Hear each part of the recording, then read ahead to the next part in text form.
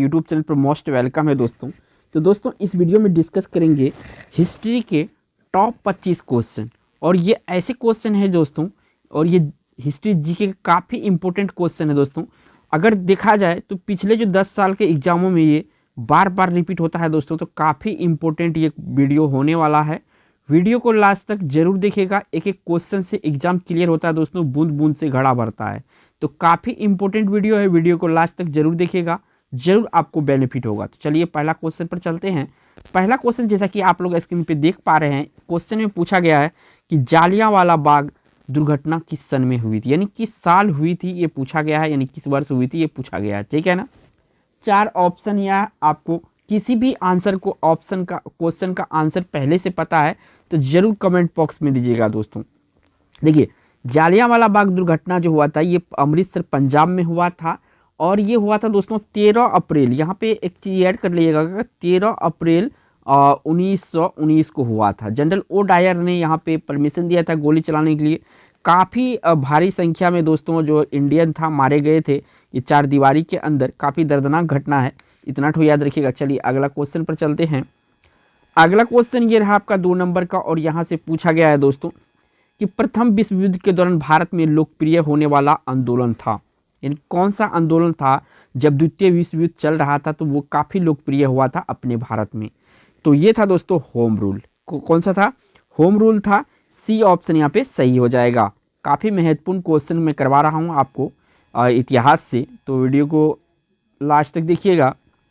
कि सिंधु घाटी के लोग विश्वास करते थे, काफ़ी महत्वपूर्ण क्वेश्चन है कि सिंधु घाटी के लोग विश्वास किस में करते थे, तो ये जो मातृशक्ति है, मातृशक्ति में विश्वास करते थे। तो इस क्वेश्चन का यहाँ से ए ऑप्शन सही है। चलिए अगला क्वेश्चन पर बढ़ते हैं।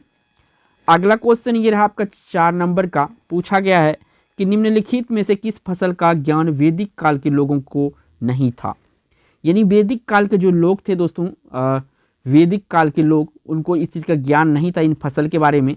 तो देखिए चावल का था, ठीक है, गेहूं का भी था, तंबाकू का भी था, ये तीनों का ज्ञान तो था। तो ऑप्शन कौन सा सही हो जाएगा? डी ऑप्शन सही हो गया इनमें सभी। चलिए अगला क्वेश्चन पर चलते हैं। अगला क्वेश्चन ये रहा 5 नंबर का, काफ़ी महत्वपूर्ण क्वेश्चन है। पूछा गया किस वेद में प्राचीन वैदिक युग की संस्कृति के बारे में सूचना दी गई है?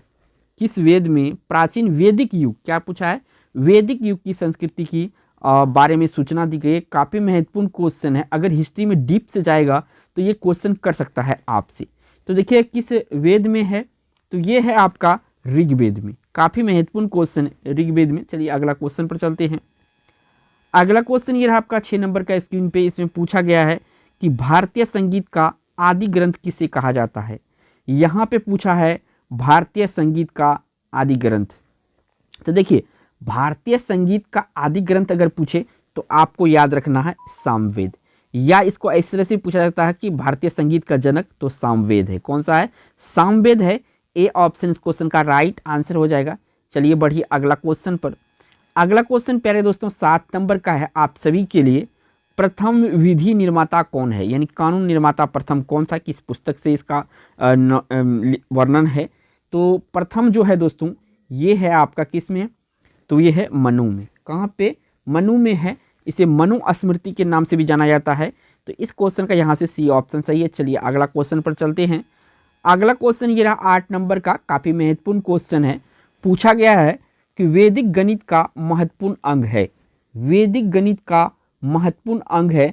तो देखिए वैदिक गणित का यहाँ पे जो शुल्ब सूत्र लिखा हुआ है, ये वैदिक गणित का महत्वपूर्ण अंग है। सी ऑप्शन यहाँ पे सही है। काफ़ी महत्वपूर्ण क्वेश्चन करवा रहा हूँ, वीडियो को लास्ट तक बने रहिएगा, एक एक क्वेश्चन काफ़ी महत्वपूर्ण है। चलिए अगला क्वेश्चन पर चलते हैं। अगला क्वेश्चन यहाँ से पूछा गया दोस्तों, कृष्ण भक्ति का प्रथम और प्रधान ग्रंथ कौन सा है? कृष्ण भक्ति का प्रथम और प्रधान ग्रंथ कौन सा है? श्रीमद् भगवत गीता जो है दोस्तों ये क्या है? तो कृष्ण भक्ति का प्रथम और प्रधान ग्रंथ है। तो इस क्वेश्चन का यहाँ से राइट आंसर सी ऑप्शन सही होगा। चलिए अगला क्वेश्चन पर चलते हैं। अगला क्वेश्चन ये रहा और 10 नंबर का क्वेश्चन है। क्वेश्चन में पूछा गया है कि पुराणों की संख्या कितनी है? पुराणों की संख्या कितनी है? तो देखिए दोस्तों जैसे वेद आपका कितना है? वेद आपका 4 है। तो इसी तरह से दोस्तों पुराण भी है। क्या है? इसी तरह से पुराण भी है संख्या। तो ये टोटल 18 है। दोनों चीज़ को याद रखिएगा, सी ऑप्शन सही है। चलिए सी ऑप्शन यहाँ से सही है। चलिए अगला क्वेश्चन पर चलते हैं। अगला क्वेश्चन पर बढ़ने से पहले दोस्तों आप लोगों से एक छोटा सा रिक्वेस्ट है दोस्तों, प्यारे दोस्तों से, कि अगर आप हमारे चैनल को सब्सक्राइब नहीं किए हैं तो इस तरह के एजुकेशनल वीडियो देखने के लिए हमारे चैनल को सब्सक्राइब करके बेल आइकन जरूर प्रेस करें। तो किस देवता के लिए ऋग्वेद में पुरंदर शब्द का प्रयोग हुआ है? किस देवता के लिए ऋग्वेद में पुरंदर शब्द का प्रयोग हुआ है? तो देखिए पुरंदर शब्द का प्रयोग जो हुआ है इंद्र के लिए हुआ। किसके लिए हुआ है? इंद्र के लिए हुआ है। काफ़ी महत्वपूर्ण क्वेश्चन है ये दोस्तों आपका, जो प्राचीन भारत है उससे, ठीक है ना। चलिए अगला क्वेश्चन पर चलते हैं। अगला क्वेश्चन ये रहा 12 नंबर का, काफ़ी महत्वपूर्ण क्वेश्चन है कि धर्मशास्त्रों में भू राजस्व की दर क्या है? धर्मशास्त्रों में भू राजस्व का दर दोस्तों 1/6 है। कितना है? 1/6 याद रखिएगा, 1/6। मैं थोड़ा बड़ा करके लिख देता हूँ ताकि आपका जो मेमोरी है इसको कैच कर ले इमेज के माध्यम से। चलिए अगला क्वेश्चन पर चलते हैं।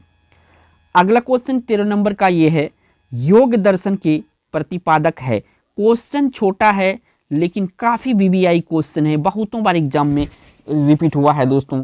जैसा अगर प्रीवियस ईयर का सेट दे रहे होंगे तो आपको पता होगा। योग दर्शन के प्रतिपादक जो है इनमें दोस्तों ये है आपका पंतजलि। कौन है? पतंजलि है, यानी कि डी ऑप्शन इस क्वेश्चन का राइट आंसर होगा। चलिए बढ़िए अगला क्वेश्चन पर। तो अगला क्वेश्चन ये रहा 14 नंबर का। ये देखिए क्वेश्चन अपने आप में काफ़ी महत्वपूर्ण है। अष्टोमा शतगमय कहाँ से लिया गया है? अष्टोमा शतगमय कहाँ से लिया गया है? तो देखिए ये जो लिया गया है ये आपका ऋग्वेद से लिया गया है। कहाँ से लिया गया है? ऋग्वेद से लिया गया है। सी ऑप्शन यहाँ पे सही है। चलिए अगला क्वेश्चन पर बढ़िएगा। अगला क्वेश्चन 15 नंबर का है। पूछा जा रहा है कि कर्म का सिद्धांत किससे संबंधित है? कर्म का सिद्धांत किससे संबंधित है पूछा जा रहा है। तो देखिए कर्म का सिद्धांत जो है ये मीमांसा से संबंधित है। किससे संबंधित है? मीमांसा से संबंधित है। ए ऑप्शन यहाँ पे सही है प्यारे दोस्तों। चलिए अगला क्वेश्चन पर चलते हैं। अगला क्वेश्चन ये रहा 16 नंबर का। यहाँ से पूछा जा रहा है वैदिक युग में प्रभावित लोकप्रिय शासन प्रणाली थी। इन काफ़ी महत्वपूर्ण क्वेश्चन है प्राचीन इतिहास से। वैदिक युग में प्रभावित लोकप्रिय शासन प्रणाली थी। तो यहाँ पे जो गणतंत्र है, गणतंत्र काफ़ी लोकप्रिय थी उस समय में। कब?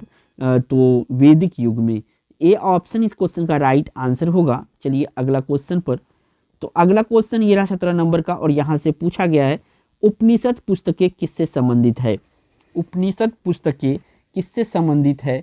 तो उपनिषद पुस्तक जो है ये संबंधित होता है आपका दर्शन से। याद रखिएगा दर्शन से संबंधित है उपनिषद पुस्तक।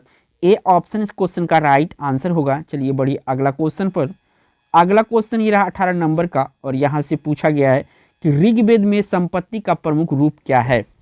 ऋग्वेद में संपत्ति का प्रमुख रूप क्या है? तो यहाँ पे देखिए दोस्तों गौधन यानी गाय जो था ऋग्वेद समय में यही एक धन के रूप में था। क्या? गाय। जिसके पास जितनी गाय होगी वो उतनी अमीर समझा जाता था। इस समझिएगा इस तरह से इसको, जिसके पास जितनी गाय है उतनी ये संपत्ति वाले व्यक्ति होता था उस समय। किसमें? ऋग्वेदिक काल में। चलिए अगला क्वेश्चन पर चलते हैं। अगला क्वेश्चन 19 नंबर का है। पूछा जा रहा है कि भारत में खोजा गया सबसे पहला पुराना शहर कौन सा था? यानी कि सबसे पुराना शहर जो भारत में खोजा गया था ये कौन सा है? तो ये था दोस्तों आपका कौन सा? हड़प्पा। हड़प्पा सभ्यता के नाम से जाना जाता है इसे। देखिए दोस्तों सिंधु घाटी सभ्यता के नाम से भी जानते हैं, लेकिन यहाँ पे सबसे पहले जो 1921 में रखालदास बनर्जी के द्वारा खोजा गया था और ये शहर भारत में सबसे पुराना शहर सिंधु घाटी सभ्यता में इसे हड़प्पा के नाम से जाना गया। हड़प्पा जगह है ये। चलिए अगला क्वेश्चन पर चलते हैं। अगला क्वेश्चन ये रहा आपका और 20 नंबर का क्वेश्चन है। काफ़ी महत्वपूर्ण क्वेश्चन है कि सती प्रथा पर प्रतिबंध किसने लगाया था? तो देखिए सती प्रथा पर जो प्रतिबंध लगाया गया था काफ़ी महत्वपूर्ण क्वेश्चन है ये। तो ये लॉर्ड विलियम बेंटिक के द्वारा लगाया गया था। राजा राममोहन राय का भी काफ़ी इंपॉर्टेंट रोल था इसमें, ठीक है। और राजा राममोहन राय के बारे में एक चीज़ याद रखिएगा, ये 1800, ठीक है ना, 1828 में इन्होंने ब्रह्म समाज की स्थापना की थी। चलिए अगला क्वेश्चन पर चलते हैं। अगला क्वेश्चन 21 नंबर का है। यहाँ से पूछा गया है कि राजा राममोहन राय को सरोकार नहीं था, मैंने सहमत नहीं था, ठीक है। मैं यहाँ पे थोड़ा इसको क्लियर कर देता हूँ। देखिए सहमत किनसे नहीं था? तो यहाँ पे सती प्रथा की समाप्ति से सहमत था ये, विधवा पुनर्विवाह का ये समर्थक था, सहमति था इससे। संस्कृत में शिक्षा जो है इनसे ये नहीं सहमत था। तो इस क्वेश्चन का जो राइट आंसर निकल के आएगा ये आपका सी ऑप्शन सही होगा। ठीक है, याद रखिएगा, थोड़ा सा लॉजिकल टाइप के क्वेश्चन है। चलिए अगला क्वेश्चन पर चलते हैं। अगला क्वेश्चन ये रहा 22 नंबर का, अप्रैल थीसिस किसने तैयार की? जो अप्रैल थीसिस था दोस्तों ये किसने तैयार की थी? तो लेनिन ने की थी। किसने की थी दोस्तों? लेनिन ने अप्रैल थीसिस को तैयार किया था। सी ऑप्शन यहाँ पे सही होगा। चलिए अगला क्वेश्चन पर चलते हैं। अगला क्वेश्चन काफ़ी महत्वपूर्ण है। और पलासी का युद्ध कब लड़ा गया था? तो एक बक्सर का युद्ध है और एक पलासी का युद्ध है। ये दोनों इतिहास के ऐसे इंपॉर्टेंट क्वेश्चन है, एक ना एक एग्जाम में आपको जरूर मिलेगा। तो 23 जून 1757 को पलासी का लड़ाई हुआ था। अब दोस्तों बढ़ाइएगा, बक्सर का युद्ध जो युद्ध हुआ था, बक्सर का युद्ध ये कब लड़ा गया था? आप जरूर कमेंट में बताइएगा। अगला क्वेश्चन पर चलते हैं। अगला क्वेश्चन ये रहा 24 नंबर का, और यहाँ से पूछा गया है कि सिंधु घाटी सभ्यता के लोग पूजा करते थे। सिंधु घाटी सभ्यता के लोग किसे पूजा करते थे, यहाँ पूछा गया है। तो पशुपति का पूजा करते थे। किसका? पशुपति का पूजा करते थे, यानी ए ऑप्शन क्वेश्चन का राइट आंसर है। चलिए बढ़िए अगला क्वेश्चन पर। अगला क्वेश्चन ये रहा आपका 25 नंबर का, काफ़ी महत्वपूर्ण क्वेश्चन है। पानीपत की तीसरी लड़ाई कब हुई थी? देखिए पानीपत का जो प्रथम लड़ाई था ये हुआ था 1526 में। दूसरी लड़ाई जो पानीपत का हुआ था ये हुआ था 1556 में।